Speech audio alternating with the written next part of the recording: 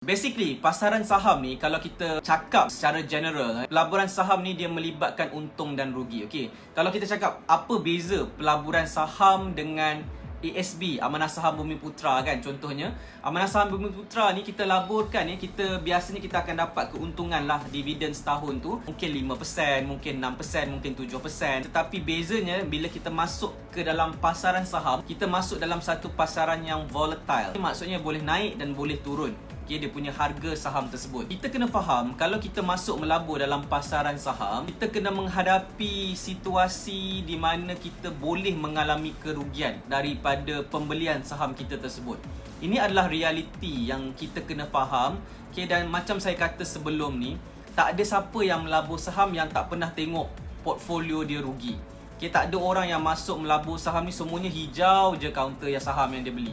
Most of the time counter-counter saham yang dibeli akan merah dulu. Itu adalah perkara yang normal sebenarnya dalam pasaran saham. Dan saya tak tahu lagi macam mana nak cerita, nak beritahu yang saham ni boleh rugi. Saham ni boleh rugi, dalam masa yang sama juga boleh buat untung juga. Boleh buat untung yang banyak dalam pasaran saham. Jadi kalau kita jenis yang konservatif, kita jenis orang yang pelabur yang tak berapa agresif, maka kita melaburlah dalam ASB. Kita melabur dalam ASB ni mana kita just letak duit kita kat situ.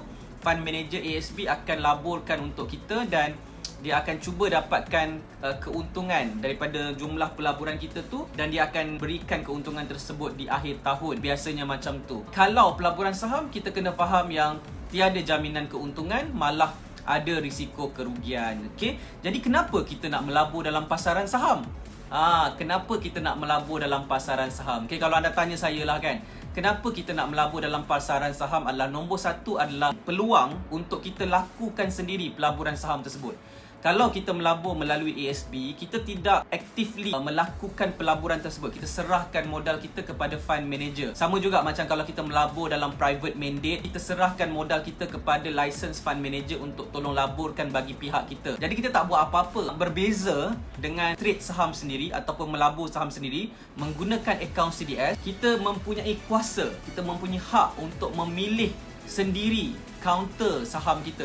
Kita boleh ada rights untuk plan pelaburan kita macam mana. Kita ada kebebasan gunakan apa strategi yang kita nak gunakan dalam pelaburan saham kita. Itulah beza dia kalau kita melabur dalam ASB, melabur dalam private mandate dan melabur sendiri, which is melabur sendiri ni kita ada kebebasan tersebut.